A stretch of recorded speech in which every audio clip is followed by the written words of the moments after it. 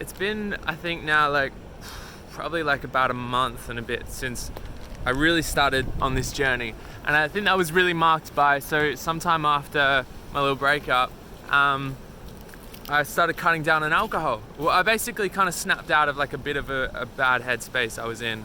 And I was like, all right, mate, let's start like cleaning our act up, like start working out, like let's cut back on all the addictions. Like even when I just wanted to like break down into a ball and just disappear from the world, I thought, well, that's pathetic and that's really sad, and you know that that's not going to lead anywhere good, and you wake up in a year or 2 years time and you'll be like, wow, what a bum.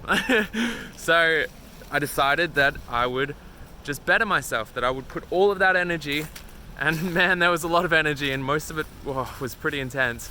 I put all of that into bettering myself.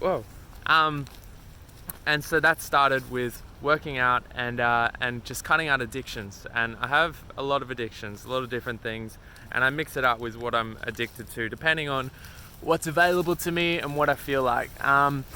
But yeah, anyway, so it's been about a month since all that really kicked over, I guess. I've got a little counter somewhere. I've got to go check it out, but I marked the day.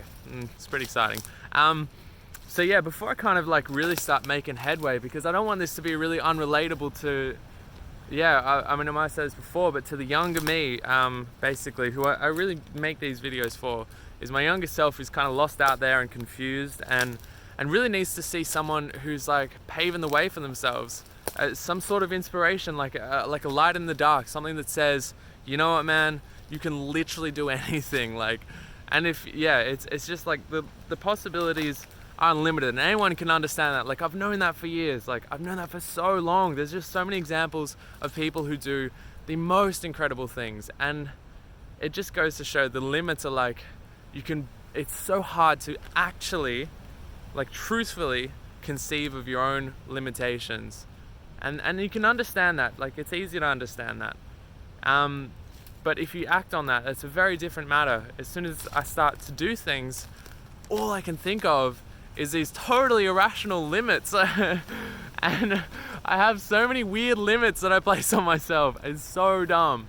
So I'm really trying to prove to myself and to anyone who finds this, you are confronted by these strange irrational limitations you place on yourself, probably for your own safety, which is still irrational anyway. But I'm just trying to prove that you can just basically change anything and pretty much accomplish anything. But then I'm not going to gloss it up. I'm not going to get to the end and be like, oh, just persevere and it's easy and you'll do it and stick by these 2 rules and whatever. Like, that's nice, but like, that's rarely ever helped me. I mean, it has, but it's not like, it's this. Like, I need to see someone struggling so I know that like my struggle is real. It's weird and it's stupid, and my God, it wastes a lot of time, and it's irrational. All of me, oh God, wow, my shoulder's so sore. All of me knows this stuff's irrational, but yeah. That just knowing it's irrational doesn't do anything. So what I really want to say, like, is basically where I'm at now, and like I've kind of shed a bit of light on where I've been. Like, I mean, not much light. It was a lot, like where I'm at now. Like, I can like hardly even relate to where I was before, and I'm still not even in that great a place. But like looking back on like who I was before is just like, it's like so unrelatable. That was just such a dark place. And maybe later on when I'm out of the thick of this, because now I'm just in this whole other zone, which is hard and confronting in its own ways. Maybe later on I'll touch on what it was like being back where in depression, in a depressive state, in a big black hole, a spiral, a downward spiral. That's what it was. It was just like constantly spiraling down. And every time I just got up to the surface just that little bit, just to peek over and see the light, which I could usually get that for maybe 1 or 2 days, and there was very special circumstances that would probably have to be involved, then I would spiral straight back down. I'd get dragged back down, except I feel like I'd go deeper because I knew what was on the other side. I knew what I was missing out on, and I knew how horrible I felt and how difficult it was just to accomplish simple things, just to get through a day, just to look at myself in the mirror and not just think disgusting thoughts about myself. So that's sort of like a bit of a brief overview of where I was at. So I'm not there anymore. I feel a lot better, but all that stuff, like all those little demons are still like, they're kicking about inside. And that's like, I can't deny that. It's just how it is, and that's fine. I can't, denying it's not going to get me anywhere. They're there. And to be honest, I fear it. I'm really scared. I genuinely freak out about this stuff sometimes. I'm like, damn, like, you know, it's only ever like 1 or 2 steps away, and I could be back there in that living hell. And like, and that's not a place I don't know if I could go back there. Like, I don't know what would happen to me if I did go back. So I'm thankful for where I'm at now, and I really want to just basically illustrate where I'm at, like on a holistic. It's a bit hard. I wrote a list trying to summarize like the different aspects that were like important and stuff to sort of sum up where I'm at. So like straight up, mental's a big thing for me. Like my mental state is I feel like so many things come from your mental state. Like for example, my mom's having pains with her back, and what I witness and what I see, what looks to me is like the majority of that is not back pain she's dealing with. It's a whole mental battle. It's a whole thing about vulnerability. It's a whole thing about basically positivity and stuff, and attracting the right things, and like believing in your body and stuff to heal itself, and not focusing on the pain and not focusing on the inconveniences, stuff like that. All of that's mental. Like the back pain and the actual physical event itself is like this. It's a small thing, comparatively.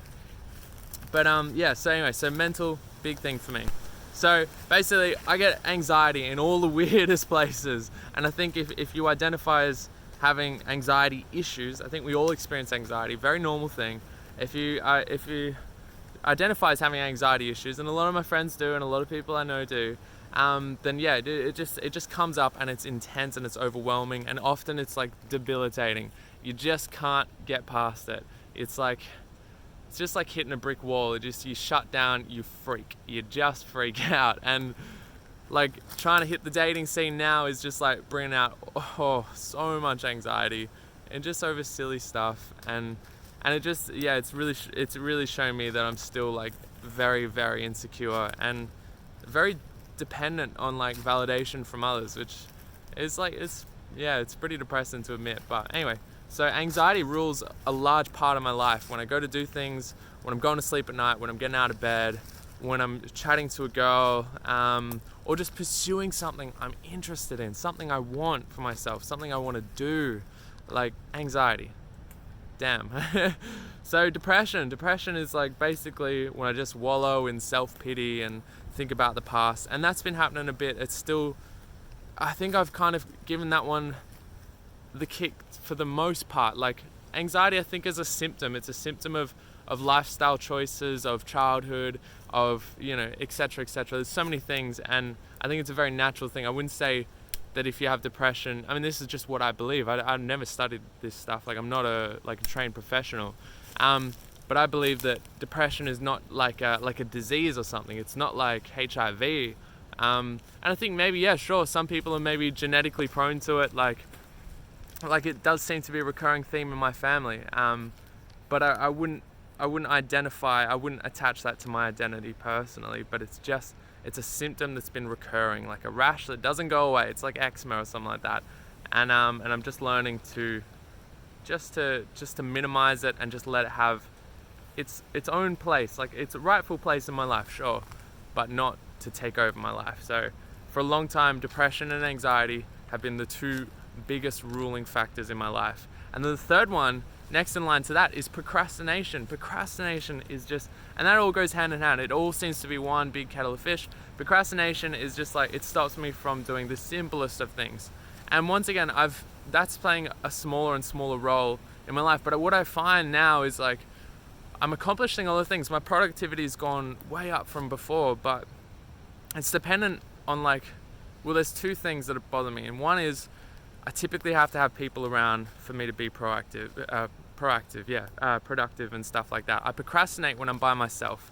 I'm the most self-abusive when I'm by myself. And I know that, like, sure, we're like tribal creatures and stuff, and that, you know, we kind of need a lot of social stuff, and I appreciate that more and more each day. I've really found the value in good relationships and in good community. But yeah, it's bothersome because I often do find that I'm by myself at times, and all these things just kick up so, like, oh man. Yeah, but procrastination's not so bad. So the second thing I noticed with procrastination for me now is like, even if I'm accomplishing a lot of things, there's like one thing that I really neglect. And so at this point in time, it's my course. I'm doing a full-time course and I'm so far behind. It's incredible. Like, I don't know how I can possibly complete it within the year. And there's a whole bunch of complications involved with that, financial stuff, and it could possibly land me in a bit of trouble. So I'm really worried about that. I think the more worried I get, the more I procrastinate, which is pretty bothersome. Yeah, now the other thing I found, so yeah, you got all those things, is self-love and self-esteem. So going through this whole breakup thing, which has been a very slow and arduous process, I've noticed just how little self-love I have for myself. And I have a lot of trouble just getting validation from within. And I've been working on it, and it's a lot better than ever before. But honestly, like, so lately, like for example, I've never, like, going through this breakup has just been one of the most overwhelming things. And it's not because I think it was true love.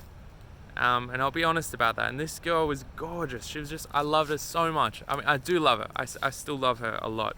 But it's not like, it's not something, I don't need to marry her. I don't need to have a future with her. But it shakes me to my core. Okay, my mum called me and now I'm in a tree. But what I was gonna say is that now that my previous partner's not around, I found that there's just this big gaping hole, which has always been there, but it's like, she filled it, you know? And that was beautiful. I loved that so much. And I got to experience what love felt, giving and receiving. And that was wonderful. But now that she's not here, it's like, I feel like half a person, you know? And that just absolutely, some days just breaks me, hey? So anyway, so self-love and stuff like that is just, it's massive. It's huge. And I lack it so bad. In fact, in its place is just so much criticism and self-loathing I have for myself. It's just really toxic. Yeah, anyway, that basically sums up the mental, and also addictions. I think I mentioned this before. Just addiction, another big thing. They just all kind of go together, and it's terrible. I wish I could just give a name for it all. In fact, I always thought about associating kind of like a secondary identity to all of that sort of behavior, and so that way I could kind of distance myself from it. So we'll say that's Frank, that mother effer. So Frank is all of those things, and he's within me, and he's just ruining me, but is a part of me, and I can't deny that, and that's fine. And sometimes it brings out some of the best and most creative urges I've ever had. So, you know, it's not all bad, but it is intense, and it's dominating. So I'm trying to give Frank a bit of a back seat here so I can take over and move forward a bit and do some beautiful stuff in the light and in the positive zones. Now, next one, so physical. The physical side of my whole current state. I wonder if I can see. I bet this tree is like riddled with spiders, but we're just gonna sit. Oh, cool. Yeah, so physical. So I got stuff like, lately I've been getting pains in my joints and stuff. So I'm pretty skinny. People always thought I had an eating disorder, which I honestly don't blame them. I mean, I look in the mirror and I'm like, wow, I'm so tanked, but I know I'm not. I know I'm just like trying to inflate my ego as like some terrible compensation. No, it's, yeah, I look like I have an eating disorder, but I don't. It's just, I think my metabolism and genetics and whatever. So I'm trying to put on a bit of muscle. That's why I'm working out at the moment. I'm trying to put on a bit of mass. And yeah, so anyway, and I don't know if it's because of my body type, but I think I have like possibly hypermobility or something, but I keep getting recurring pains in joints. Like I've got tendonitis and my knees and stuff. And it does often, I feel like, I mean, the pain can be really excruciating some days, and I feel like it does hold me back from doing a fair few things. But I'm just trying to work out how to move through that and not let that, like, you know, drag me back. What else we got? Skin. Skin used to be a massive thing for me. Like, the state of my skin was just like, that was my greatest source of anxiety. I feel like you do that with anxiety and depression and stuff. You often focus on events, and now I'm mostly focusing on, you know, my breakup. It's terrible. Yeah, I think you just focus on something, you pick it. So it could be anything, and I think that's like the first step, is knowing that, like, for example, my skin or my breakup is not the reason why my life looks like so. That's just the excuse I use. It's the thing I focus on. And that was empowering. As soon as I kind of learnt that, then I realized that my skin was nothing. It's just, there was so many other things I could be working on, and typically when I worked on the other things I got the results and I felt better anyway. So yeah, what else we got? Posture and muscle. So my posture is not great, and I think because I'm about 6 foot or something like that, and so that's the other reason why I've been working out, is I'm trying to correct my posture, because I think that contributes to a lot of problems, and it's really good for confidence and for showing confidence, like for feeling confidence and showing confidence. So working on my posture, and then muscles. Yeah, I want to be a little more muscly, you know, look cool, and I don't really need like to look like big or like hectic or anything, but I want something on my body that goes, hey man, you look after yourself, you know, like that. And I want someone, like when someone hugs me, I don't want them to feel like they're hugging like a bundle of sticks or something like that, like jagged, pokey sticks. I want them to feel like they're hugging, I don't know, like a big lamb cutlet. That's terrible. No, that's just the wrong imagery. They're hugging, I don't know, something good, something. I want to be more pleasurable to be in physical contact with. How's that? What are we up to next? Okay, learning. So I'm trying to learn a whole bunch of things. I don't know if I just do this because I'm crazy and I just have to be so driven to do things all the time and my mind doesn't shut off. But there's things I'm learning. So the main thing, so there's a lot of things I want to learn and a lot of things that, you know, I've picked up and dropped and whatever. But at the moment, what I'm focusing on, and so off the back of this breakup thing, I've been focusing on learning dating and basically how relationships work. And so that's where actually a lot of my effort has been going, is like getting over like approach anxiety. I think that's what they call it or something like that. And stuff like that. So I can approach people and learning how to chat with like for example, in the past, I always had trouble sort of making it obvious that I was interested, or saying clearly, like, I'm interested in you. Do you want to hang, like in a romantic sense? Like, I don't even know how to word that stuff because I was so scared of exposing myself like that, because I'd be like, oh, they'd totally just reject me or just make them feel uncomfortable. But anyway, I was just trying to like preserve myself and whatever. Anyway, so I'm learning how to do all that and how it all works and the psychology behind it and my own psychology. So like what really holds me back and stuff like that. And there's just some weird stuff I do to myself in those situations. And stuff like neediness and all of these no-nos that I've been committing for years. So dating, I've been learning how to date in my mid-20s, which is good fun. What else we got? Filmmaking. I've always loved filmmaking and I've been practicing at it for a while, and I've never been getting particularly good, but I watch a lot more films now and I practice and play around with the camera and do a bit of this and do a bit of that. So that'll hopefully be getting better over time. Next is piano. I've been tinkering around trying to learn some chords and stuff. I love piano. I absolutely love piano, and I've always wanted to learn, and it's the instrument that I want to be my first. And so I've been using Musician so far, and I've got a couple keyboards, so I'll be posting a bit more info and results and stuff on that, so that'll be interesting. But yeah, piano, love piano. Next will be guitar. Next is Japanese. So I really do see myself being in Japan. Like, that's kind of where I consider my future. I just love Japan. It's just such a weird, crazy, intense place, and maybe that's just like a short summary of how I feel about myself. A weird, crazy, intense person. So I don't know. Japan. I love Japan. I've been studying Japan for a while. I've been studying Japanese for a while. I did like a 1-year course and I barely passed. And now I just study on my phone with apps and stuff like that. And it's good fun. And then the last thing is music. So I've been learning how to use like certain software like Logic Pro and FL Studio. And I hopefully want to start making a bit of music as a bit of an outlet. I often sing in the car, so I guess singing as well. I've been learning how to sing, but I don't know how to sing. I've never had any talent. I've just been practicing in the car and in the shower and just experimenting with what my voice can do. So hopefully maybe I'll be able to make a song soon and it'll be absolutely bamboozling. Oh, it's a big fly. The last thing is my to-do list. I have so many things on my to-do list. But honestly, there's only really 3 things worth talking about right now, and these are probably the most important ones. So the main one is the caravan. I'm working on, I've got to get some footage of that. I'm working on a caravan, regutting it. I actually started that with my previous partner. She's not here. I was working on it with my dad also, so we had 3 sets of hands, and it was difficult back then, but we were making progress.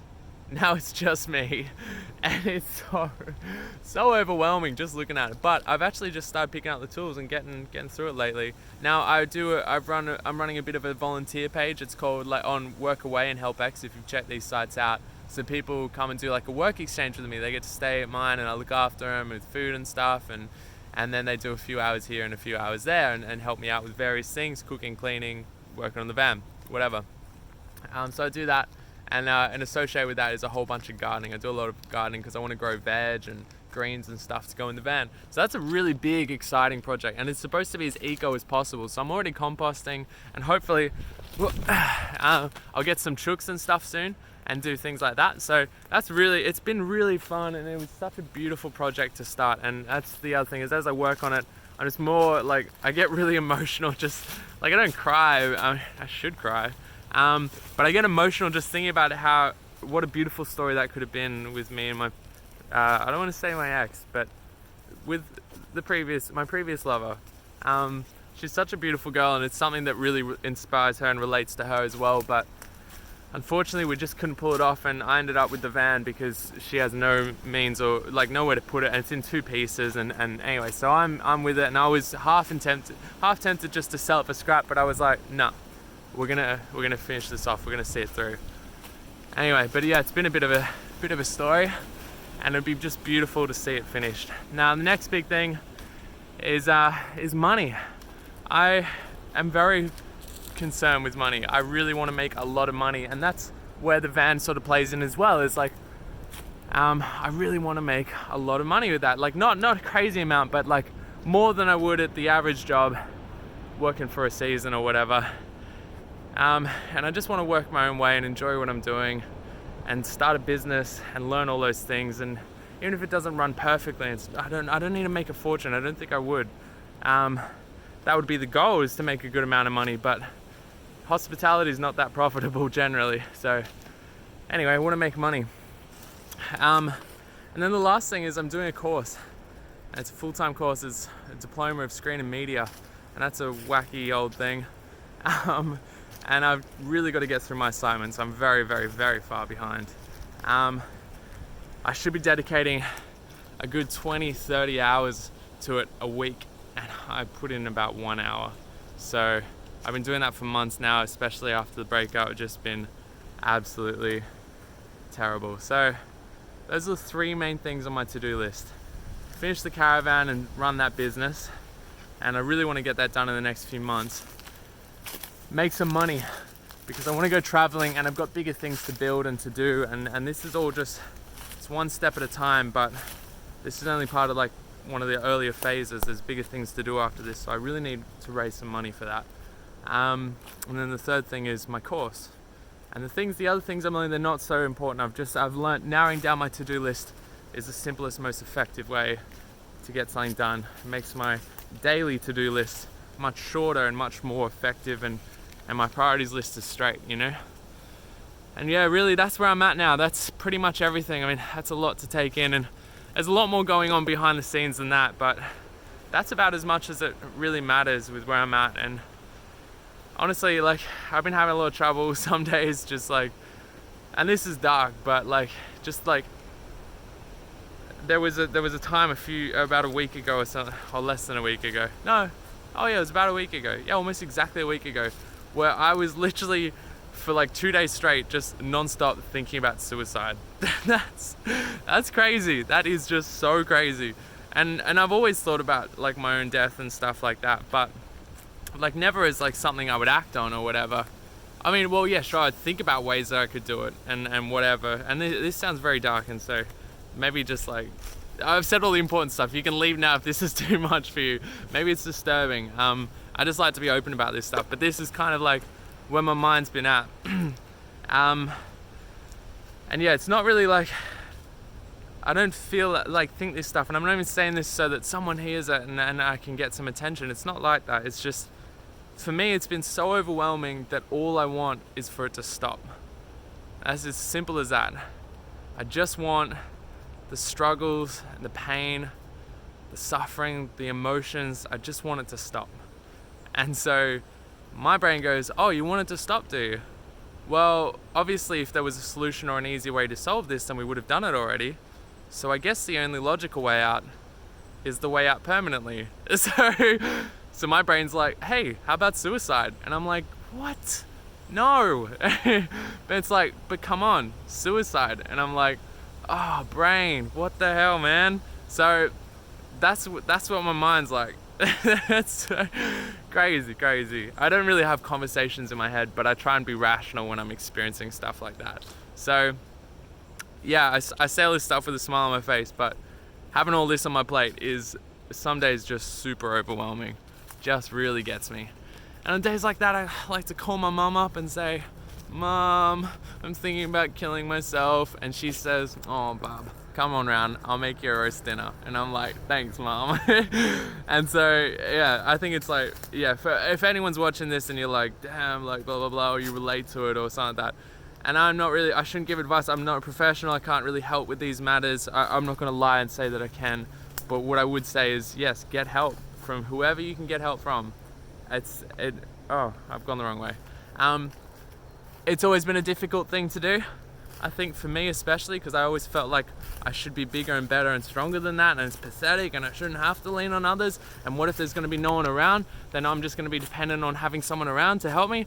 But honestly, these are growing times and they're difficult, and having people to help and just to listen and to lean on, and to, like, especially family, and there's only really a handful of people who I would ever like talk to about things like this in an open way like that. But my mum is one of them, and I think that just turned everything around for me in a very, that's why it only went on for 2 days, is because I chatted to her and I felt so much better. And if I didn't chat to her, then I probably would have just called like Lifeline, like one of those helplines, and I would do that unashamedly because I kind of enjoy the conversation. It's good and it's interesting, and you know, and at the end of the day, I don't want to be thinking like that, and that's one of the easiest ways out, is just to get help, talk to someone. Fastest way to get out of it, and then you can start moving forward. So that's where I've been at. And that was my most immediate concern at that time. I was like, oh, this is getting dark. So that immediately was at the top of my priorities list. It was like, all right, bro, let's sort this out. This is getting weird. And yeah, but other than that, I've got a pretty complicated kind of overview on myself. It's all just a big old mess, and it's a bit crazy. And I swear to God, my shoulders are gonna get stronger and I'll hold this camera up for longer, but that's all coming. I'm growing and changing, we all are. And if you've watched this video up till now, I really hope you got something from it. Otherwise, it's gonna get pretty weird and interesting from here on out. So I wish you all the best. Yeah, I'll try and make you laugh along the way.